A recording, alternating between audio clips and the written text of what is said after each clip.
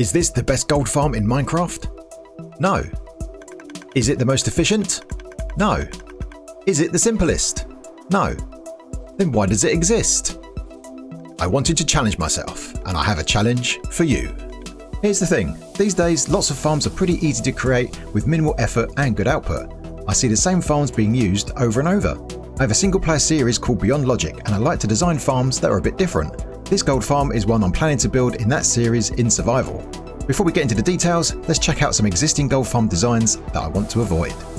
This gold farm is probably one of the easiest to build. This is from my Simply Minecraft series. We have 6 platforms here made of magma blocks. This is where the zombified piglins will spawn. They then track to turtle eggs that are in the centre. They fall down, die of fall damage, and all of their drops end up in the hoppers and then transferred into the chests. This farm with 6 layers will produce around 20,000 items per hour. This next gold farm is from Nembon, and it uses the same concept where zombified piglins spawn on magma block platforms and then track to turtle eggs in the centre. The shape of the platforms have been optimised so the zombified piglins have less distance to walk, and so they die quicker, freeing up the mob cap as quick as possible. To increase the rates even further, you can AFK at the bottom here and kill the piglins with your looting sword. That will multiply the items that these guys drop. That gives you an extra problem underneath where you have to have a more complicated system to deal with all the items, as this farm produces over 90,000 items per hour.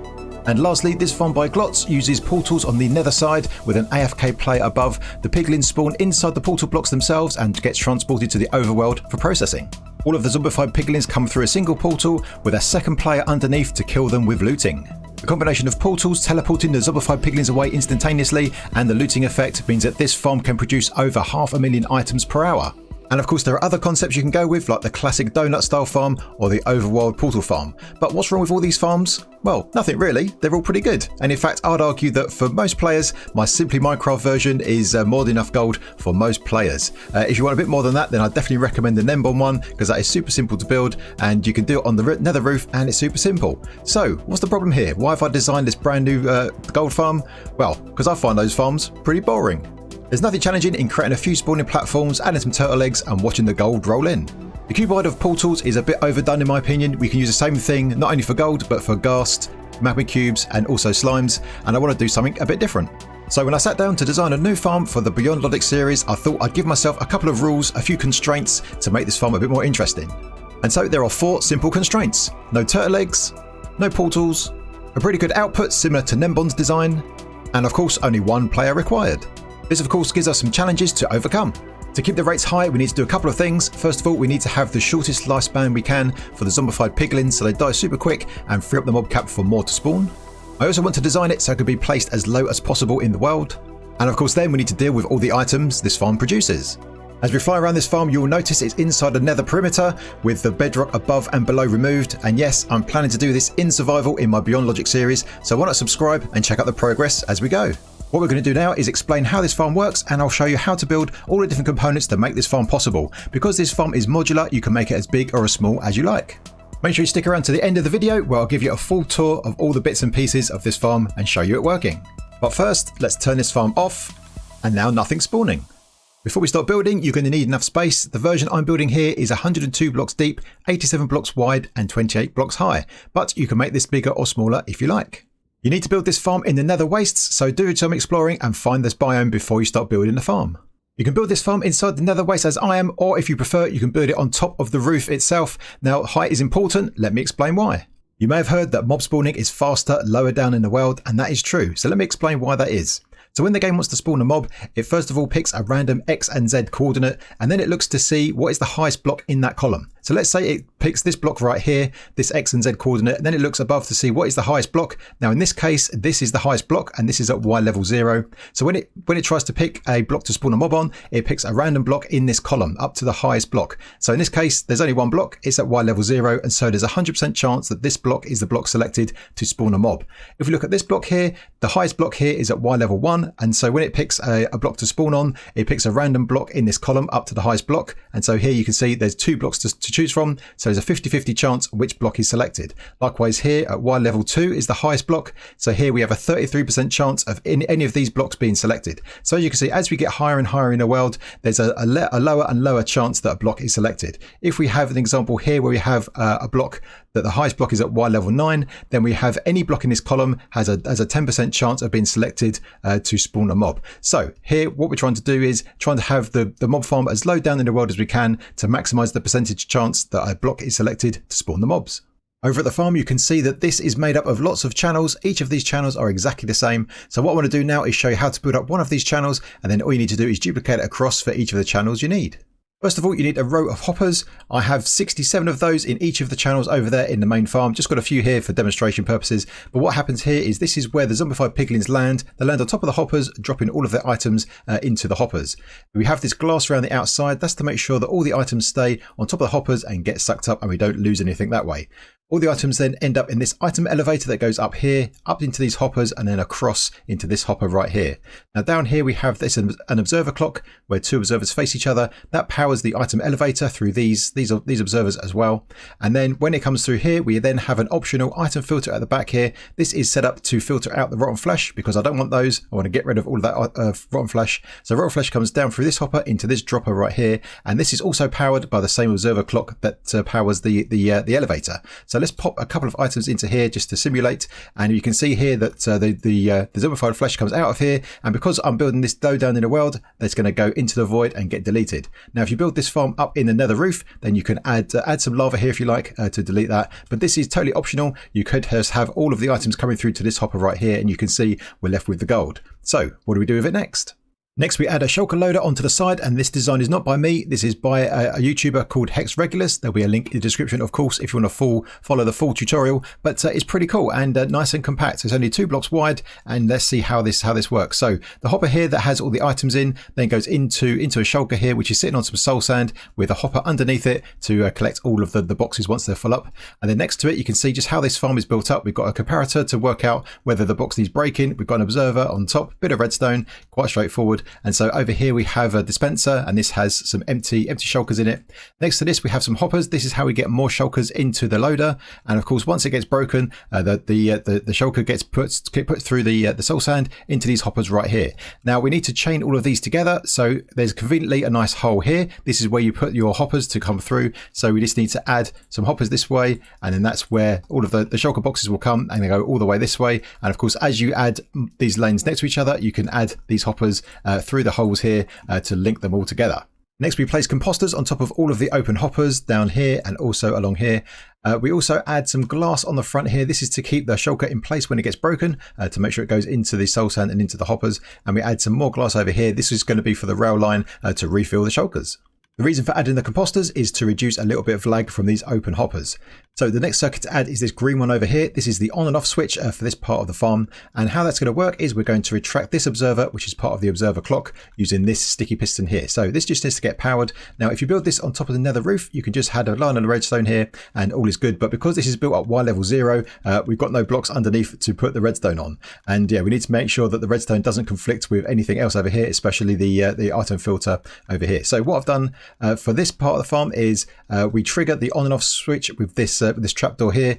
That gets noticed by this observer, which powers this rail line, and then all of the on and off switches that come along here and here get notice that the power has come onto the rail through these observers. That gets propagated through these observers and note blocks all the way along to the piston, which will then extend and take out the observer. So if I flip this, you can see that pulls out that observer, which stops the clock. A few little details here. We've added this glass block here because that goes next to this dispenser. So there's going to be a dispenser just here, and that is going to be spitting out all of the flesh, and this just stops the flesh gathering on top of that observer right there. And we can see here in the full farm how those on and off switches are linked together. So here is the rail, and you can see we have 8 rails in between, and then we have to have this observer here to propagate the signal along to the next 8 rails. And you can see here all of the on and off switches all follow this line all the way along.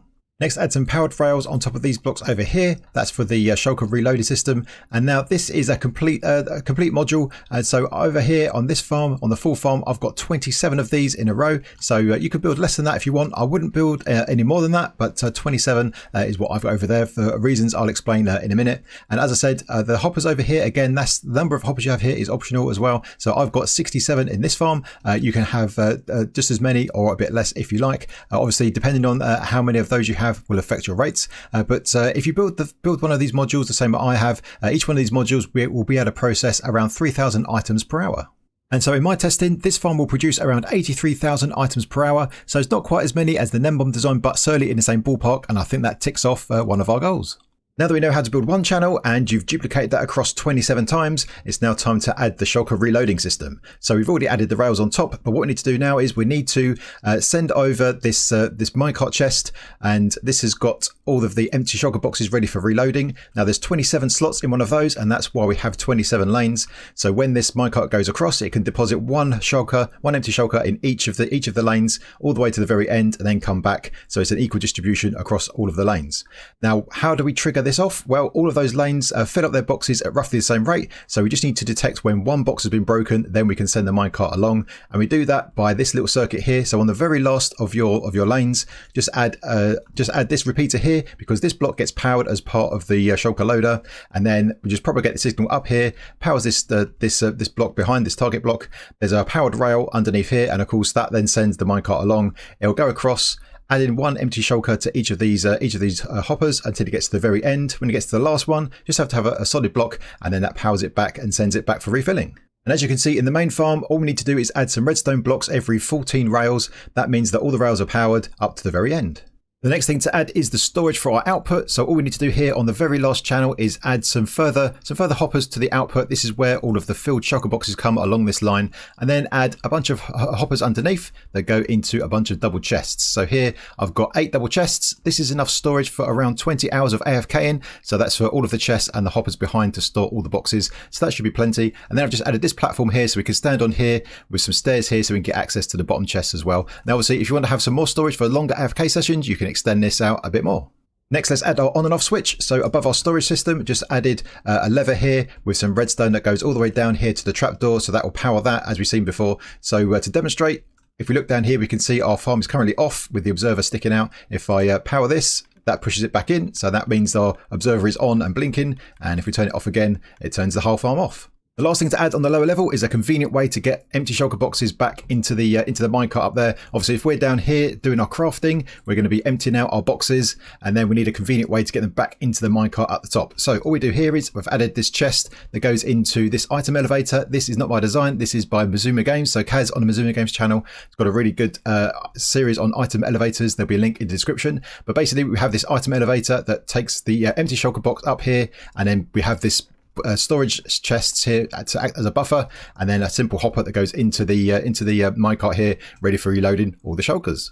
Next, we'll start working on the spawning platform above, and what you need to do first of all is have the right amount of space between your hoppers and the magma blocks that are going to be on the top here. So you need to have 23 air blocks of space. So these concrete blocks here, imagine they are the air in between. There's 23 of those, and so the magma block here goes on the 24th block.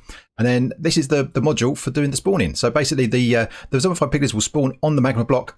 We use magma blocks so we don't get the normal piglins, we just get zombified piglins. There's string on top of that. There's an observer looking at the string, so when a mob spawns in that will then trigger this piston here through quasi-connectivity. That then pulls the magma block back, and the mob can fall down and die. So if we spawn a mob, it falls down, lands on the hoppers and dies. So you've got to make sure that your magma blocks line up with the hoppers, and depending on how many hoppers you've made, you need to duplicate this across the same number of times. So we've got 67 in this farm, so depending on how many hoppers you have, duplicate this along all the way to the end. Of course, you can tile these next to each other, so you have one lane of magma blocks for each lane of hoppers, and of course these all work independently, so it doesn't matter where a mob spawns, each piston works independently of each other. And I've done it like this for 2 reasons. First of all, as soon as the mob spawns, they fall down, so we get to kill the mobs as quick as possible to free up the mob cap for more to spawn. And if we have this working independently, that means we have as many spawnable blocks as possible in the farm for more mobs to spawn. The next thing you can add is optional, but this is to coincide with our on and off switch, and that is some lamps. So here we have some redstone lamps. We've got a gap of 2 between every single lamp, and of course we just have some redstone and repeaters to propagate the signal across all of them. And you can see the reason for that is that I've swapped out the magma blocks so you can see this. This is the light level produced by these. Now, zombified piglins will spawn at light level 11 and below. So if you have a lamp with a gap of 2 in between, we can get to level 12, and we do that all across the farm. So if you look over here, you can see it's just a case of having lots of lamps across with a gap of 2 in between, and then obviously periodically you need to have your repeaters to propagate the redstone signal across all the lanes and all of the lamps. Next, we need to connect the lamps to our master switch down here in the collection area. So let me show you how to do that. If we come around here, add a sticky piston next to this block here, and then add 11 slime blocks on top of that.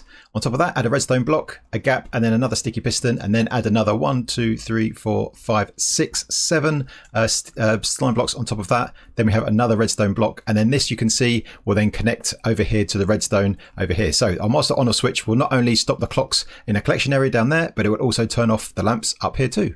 The last thing to do is to extend this roof around the outside of the farm. I've extended it by 10 blocks in all directions. I'm using glass here because it's non-spawnable. You could also use bottom slabs as well. That would also work. Now, how this works is what happens is when the game tries to spawn a mob, as we said before, it will pick a block from the bottommost of the world up to the topmost block. Now, in this case, this is this glass platform here. Now, if it can't spawn a mob, it will also try and spawn mobs around it in a pack of 4 when it comes to the zombified piglins. So, for example, if it picks this block right here to spawn a mob, obviously it won't spawn a mob here because that's non-spawnable, but it will try and still spawn some mobs around it. So that will encourage some more mobs to spawn inside our farm over here. If you want to learn more details about pack spawning, I've got a video on my channel already explaining all the details, so I'll put a link in the description. The last thing to do is to add an AFK spot for a player, and here is this one right here. Now, the position of this will depend on how big you make your farm.